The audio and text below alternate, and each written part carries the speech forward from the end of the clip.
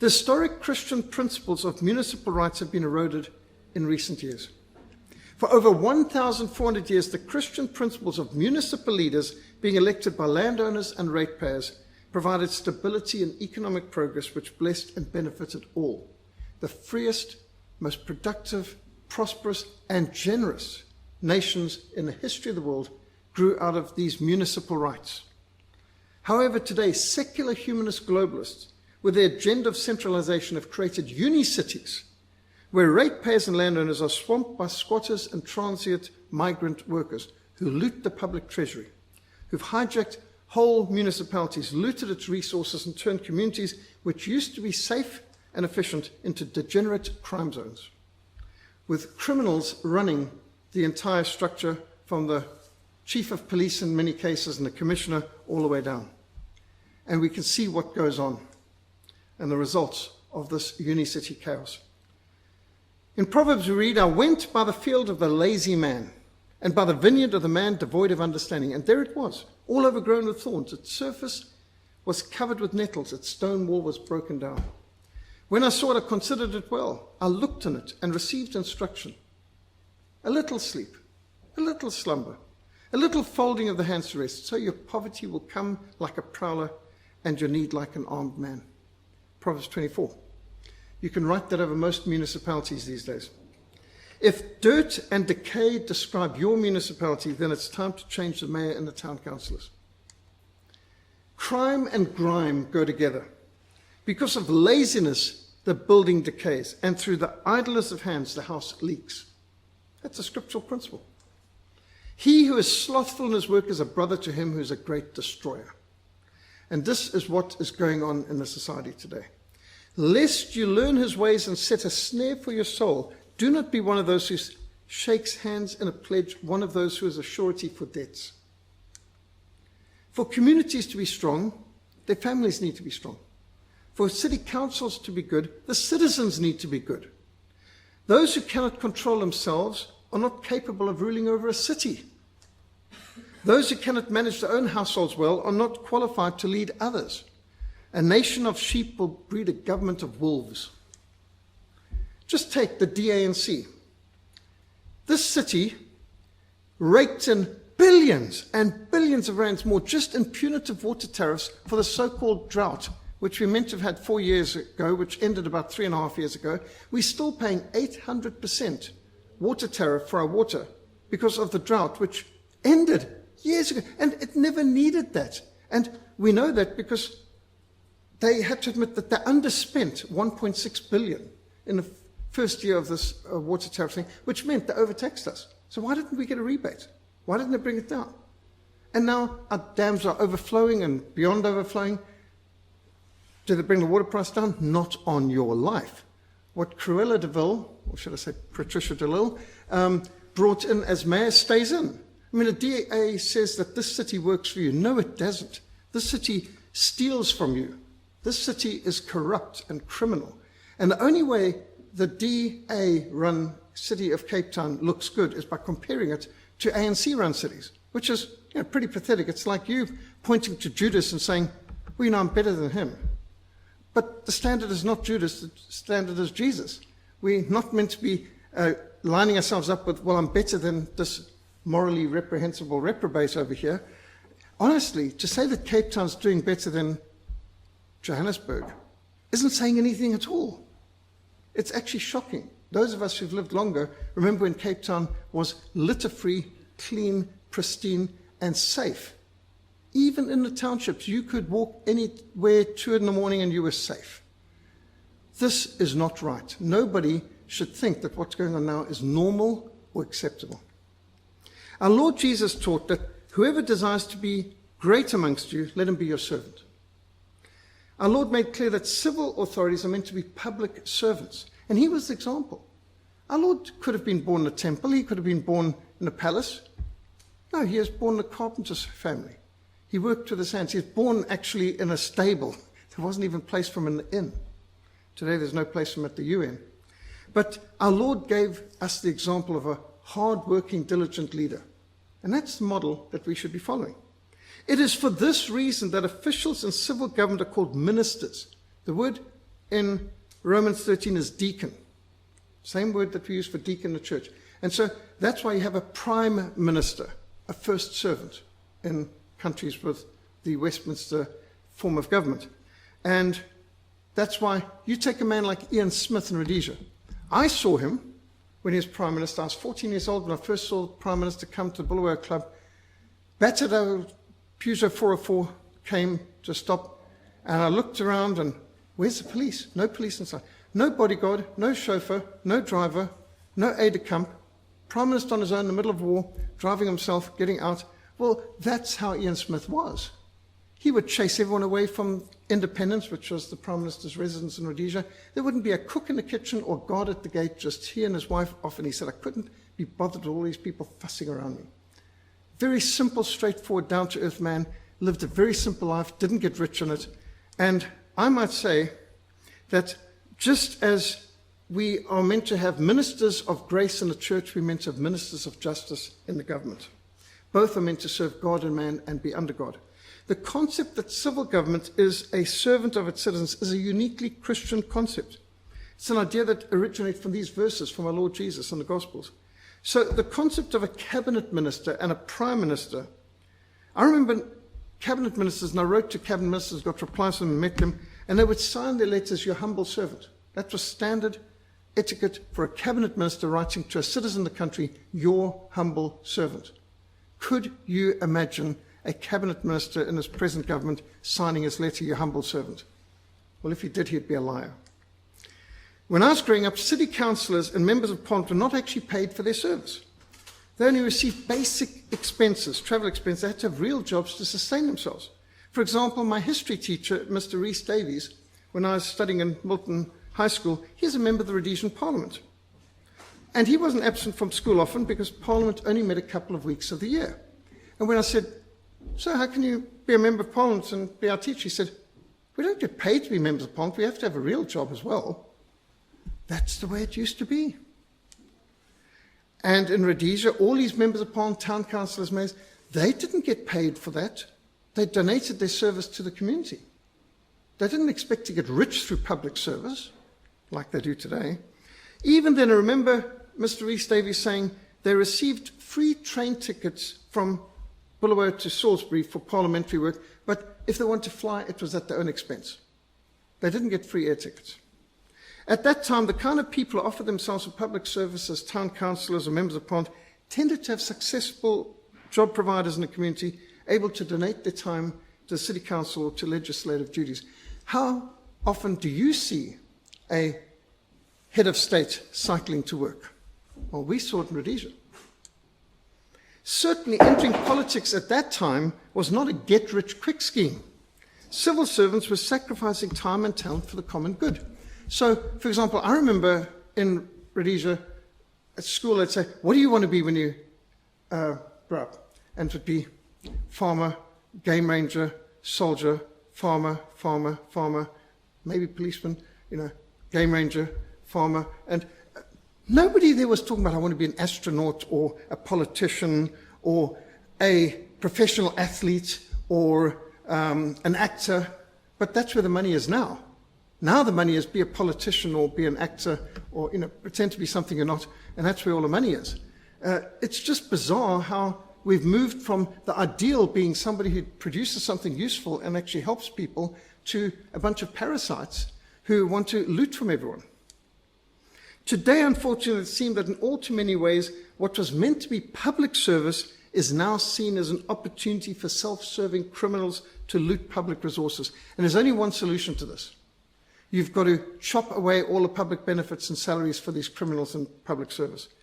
The African Union reports that over 32% of the total gross domestic product, or GDP of Africa, is looted every year by government corruption. That's what the task force on corruption is. 32%. Now, this isn't talking about taxation. This isn't talking about inflation. This isn't talking about the non-government sector crime. It's just talking about the government crime and corruption. 1/3 of the total GDP of Africa is stolen by governments. Government's not the solution, they're the problem. Can you imagine so-called civil servants are looting 1/3 of the GDP of Africa?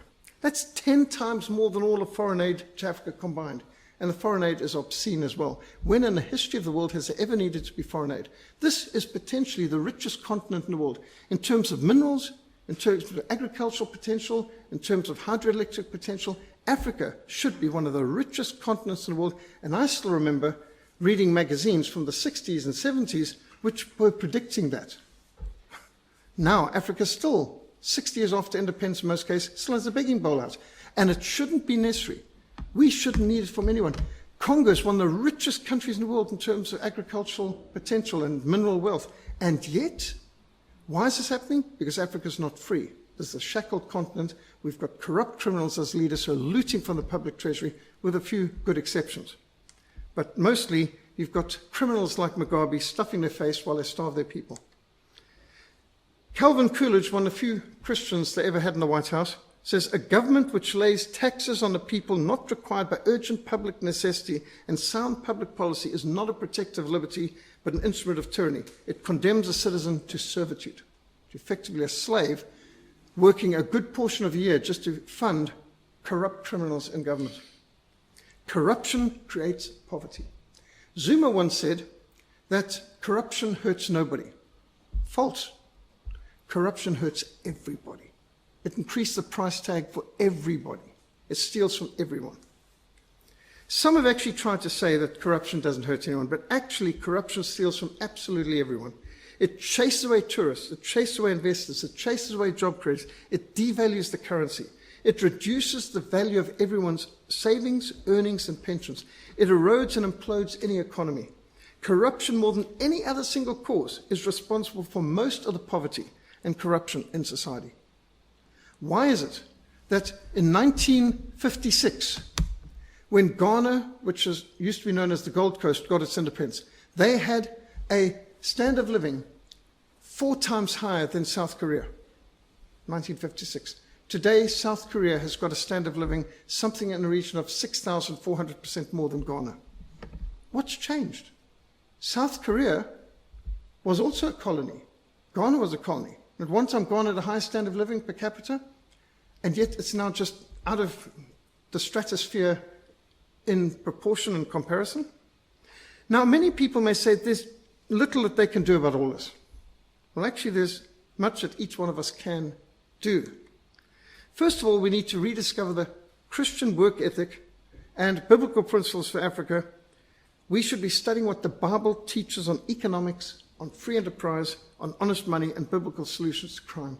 You may be surprised to know that there's over 700 references to money in the Bible, and Jesus spoke more about money than any other subject. His parables, 2/3 of them, deal with money.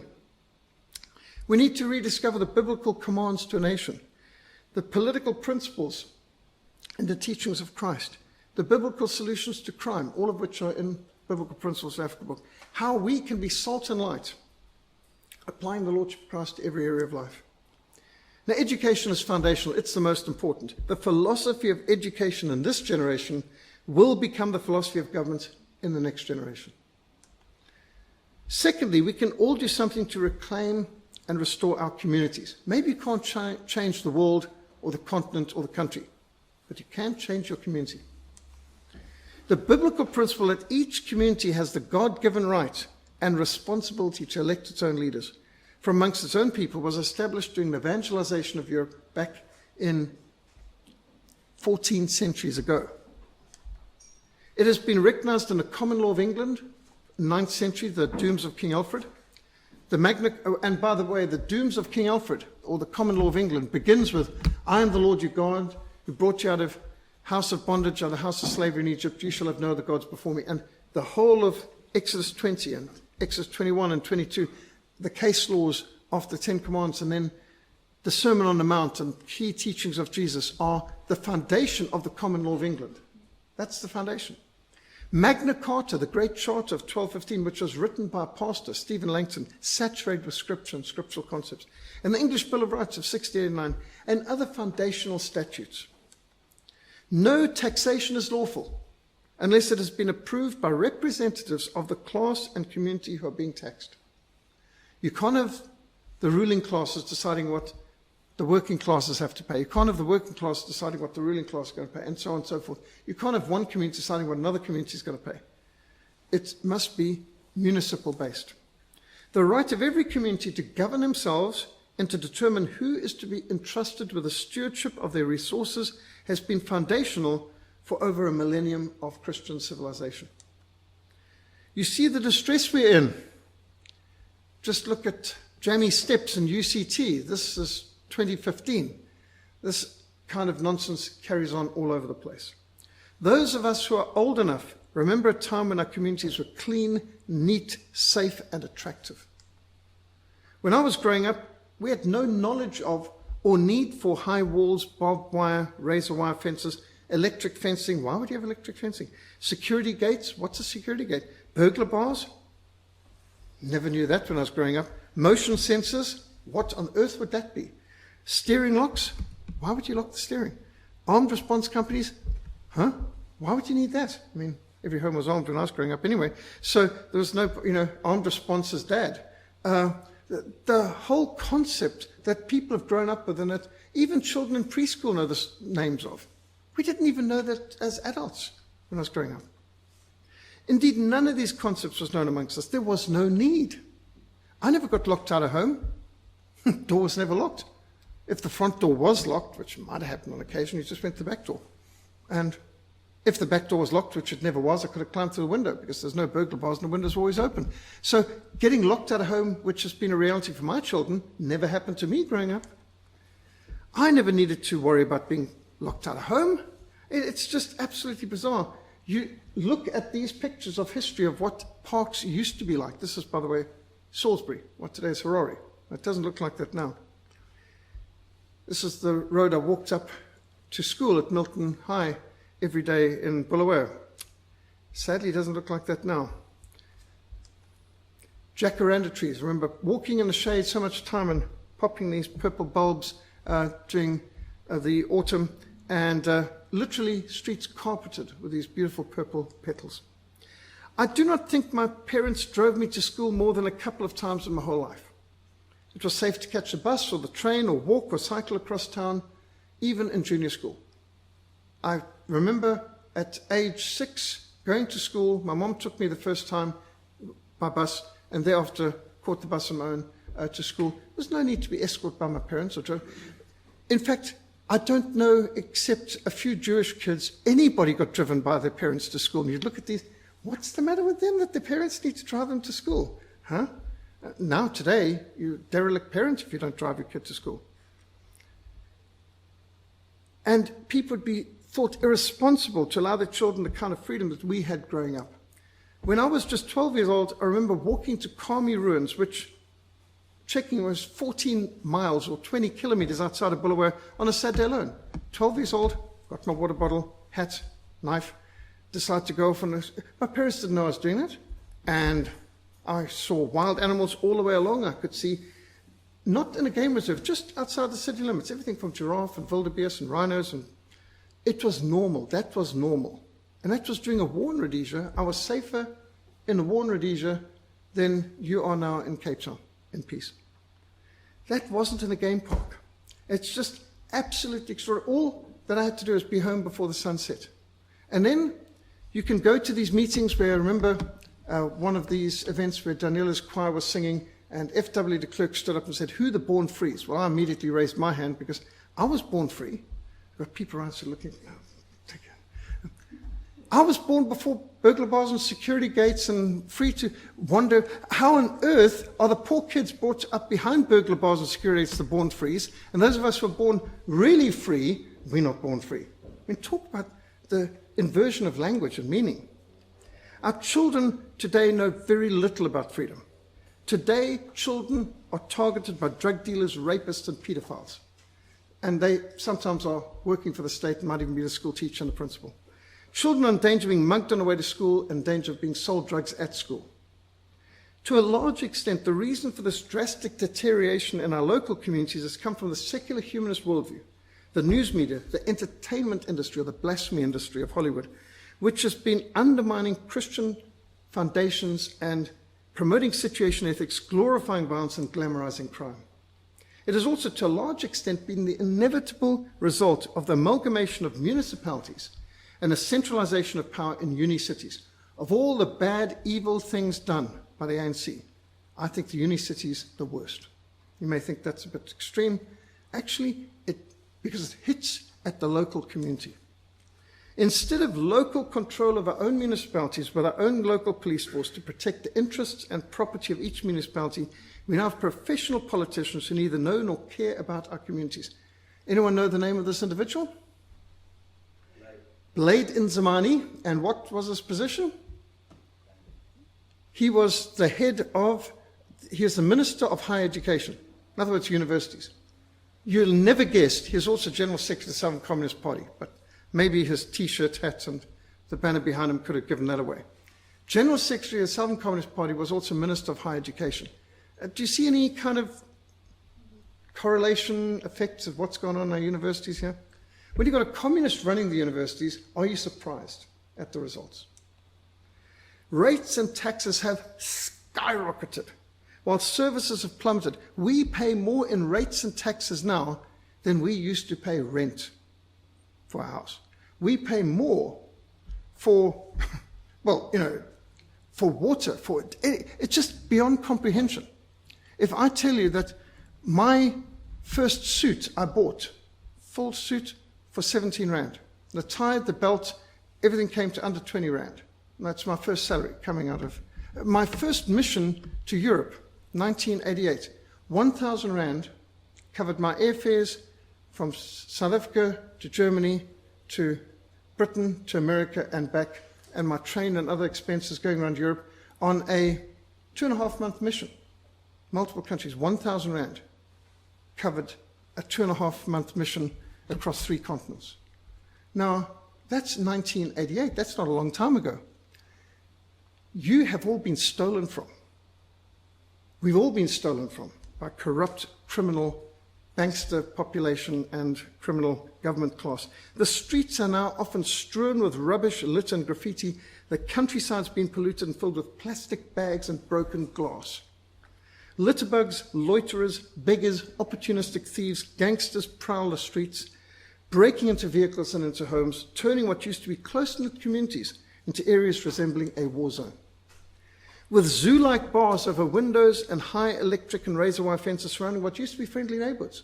Our neighborhoods, many of which didn't have very big barriers between them, and it was often just small fences to keep the poodle in and that the hedgehog didn't get out and so on. And now it looks like, is this a zoo? In addition to these riots and irresponsible threats of white genocide, kill the Boer, kill the farmer, songs, all of this has only driven down the value of the national currency, the Rand, further impoverishing the entire population, stealing from everyone, chasing away the job creators and investors and tourists, and leaving multiplied millions unemployed. So what's our response? Nehemiah 4:14 says, do not be afraid of them. Remember the Lord, great and awesome, and fight for your brethren, your sons, your daughters, your wives, and your houses. So what is needed if we're to reclaim and restore our communities? Number one, for God's honor and glory and as faithful servants of resources to serve our neighbors and God's creatures, only ratepayers should be allowed to vote in municipal elections. They're the ones whose money is being used. They're the ones who should decide how it is used. Only long-term residents who've excelled in serving the community should be eligible to stand as candidates for any municipality. In order not to attract professional politicians and those with a looting mentality, no salaries beyond basic expenses should be provided for town councillors and mayors. You would be shocked to hear what a town councillor gets paid. It's obscene. It's incredible. And yet they used to donate their time, and now it's a get-rich-quick scheme. There should be no opportunity for civil servants to loot the resources so painstakingly built up for generations by residents and ratepayers. You think how Mugabe is one of the richest people in the world of one of the poorest countries in the world. Decentralization is absolutely essential. Every local community should have direct control over their own municipalities. Every local municipality should be enabled to maintain their own local police force to protect the interests and property of each community.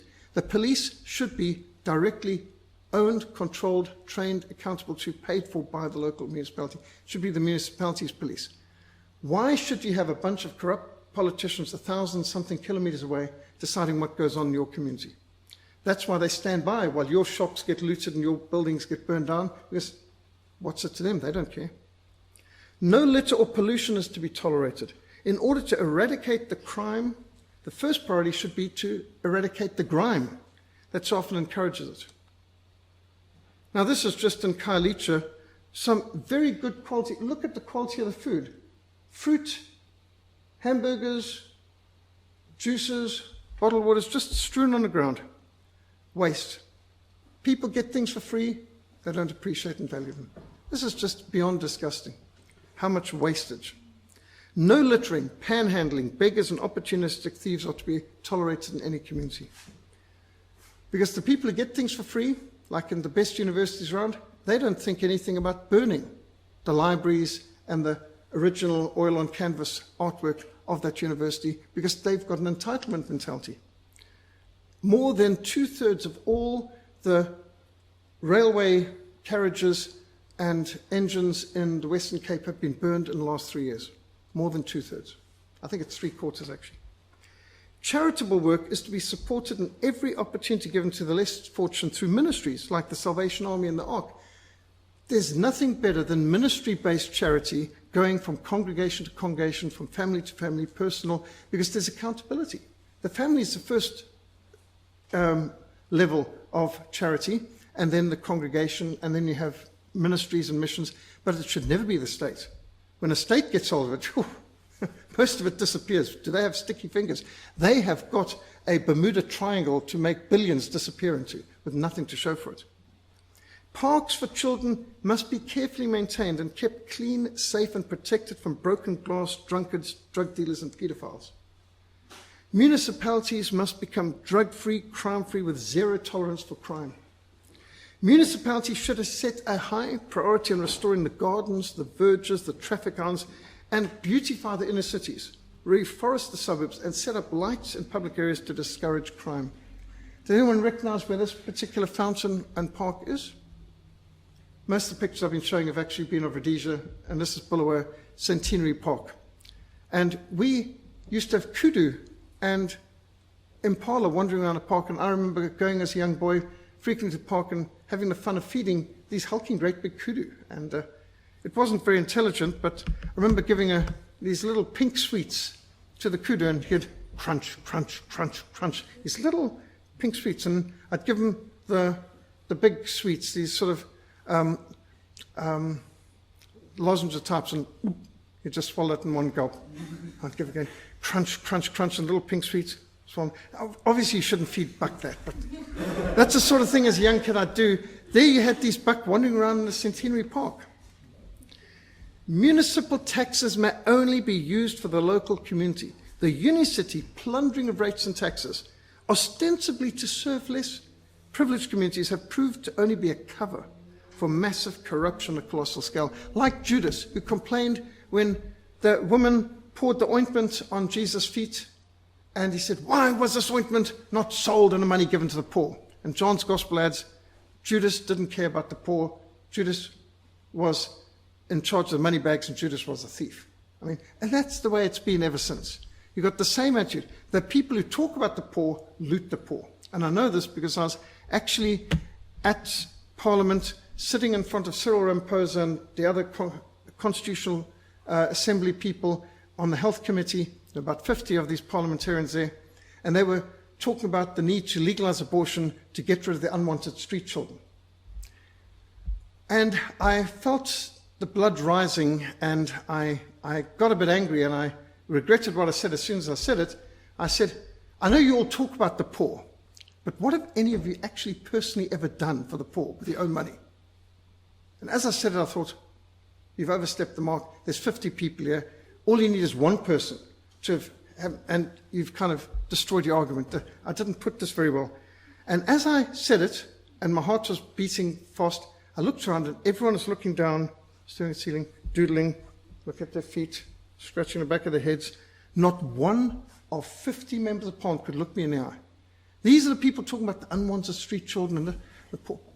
Not one of them could say, "I've done anything personally." And that's the way they are. These corrupt criminals will gladly give your money to someone else, but they'll never give their own. And so they steal from the hospitals, so that patients are literally lying on the floor with drips. When each local municipality administers their own taxes for their own areas, it'll bring down the burden on everyone and make available far more for charitable, person-to-person, congregation-to-congregation, community-to-community, responsible giving that'll go along with restoration and upliftment. This, by the way, is where I lived. Bulawayo Club over here. My father managed that. That was the High Court in Bulawayo. And this is what Cecil Park looked like in Salisbury. That's what soldiers used to look like. The best way to restore pride, responsibility, and ownership of residents and ratepayers is to give them back control over their own municipalities. I had in Mitchell's Plain a meeting where the residents were saying, why can't we have one policeman in our police station who is from our area? We don't have a single coloured, we don't have a single person who speaks Afrikaans. Why can't we have a policeman who speaks our language in our own community? Why do they all come from the Eastern Cape? What is the matter with us?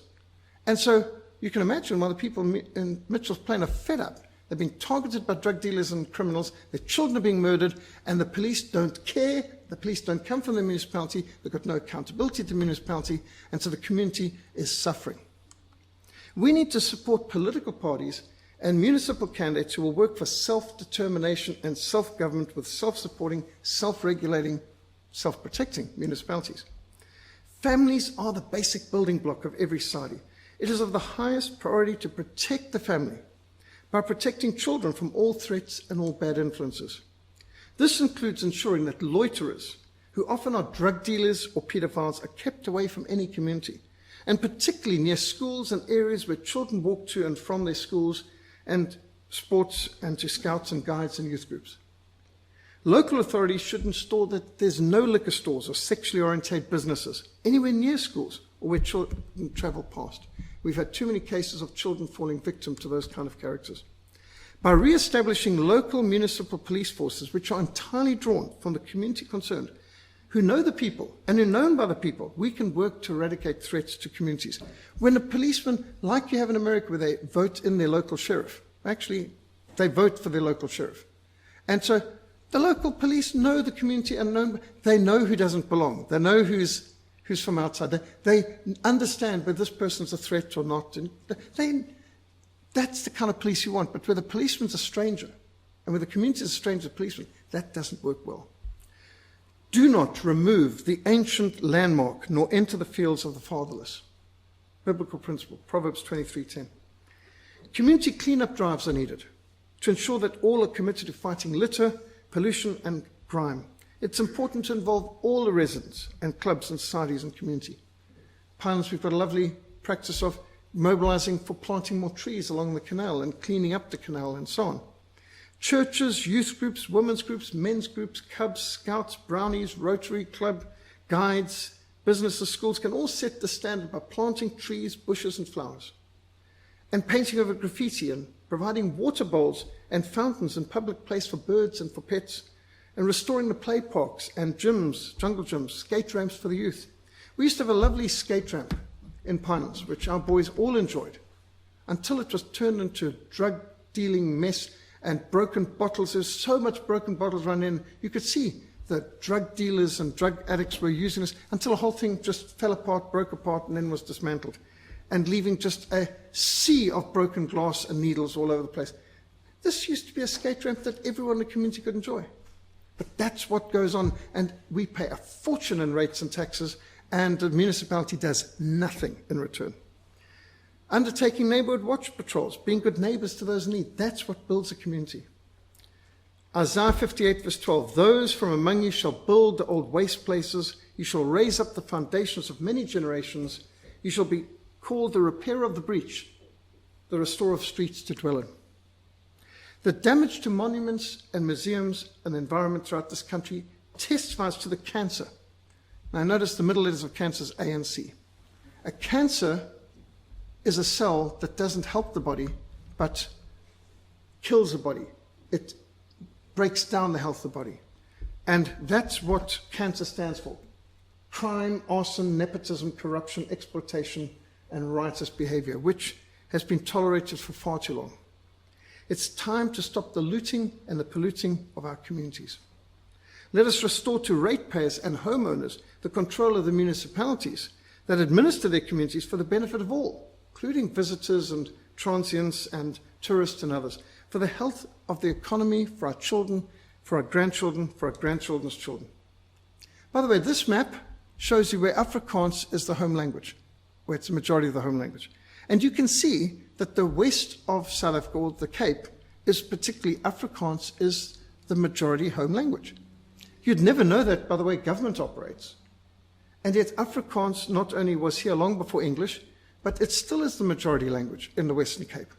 Why should the people of the Western Cape not be able to determine what is their national language? Why can we not have English and Afrikaans as national languages of the Western Cape? Why must Afrikaans be hounded out of existence, even in Stellenbosch University discriminated against? This is ridiculous. But the hostility of central government to the majority language or the majority of the citizens of the Western Cape is unacceptable. It's disturbing that more than half of the eligible voters do not bother to vote in either national or municipal elections. Do you know that literally, there's a whole lot of people say, I don't vote, or I haven't registered to vote because what difference it's going to make? Do you know that more people are eligible to vote who haven't registered to vote or don't vote than those who do vote? And those people who don't vote, who outnumber the ones who do, say, what difference could it make? Well, think what a difference they could make if they actually registered to vote and voted their values. It's incredible to think that people don't know what and do you know how many major elections have been won by just a few votes and sometimes a single vote?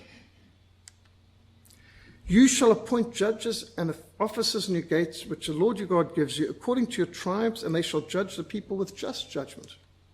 You shall not pervert justice. You shall not show partiality, nor take a bribe. For a bribe blinds the eyes of the wise and twists the words of the righteous. Deuteronomy 16, well worth a look. How appropriate that is. Righteousness exalts a nation, but sin is a reproach to any people. By the way, that's the oldest Presbyterian church in South Africa. Now, for further documentation and other relevant resources in municipal national elections, we have an savotersguide.org website and also links on christianaction.org.za. The Biblical Principles for Africa book also is very helpful, and it's available in Afrikaans. It's available in French as well. Therefore, to him who knows to do good and does not do it, to him it is sin.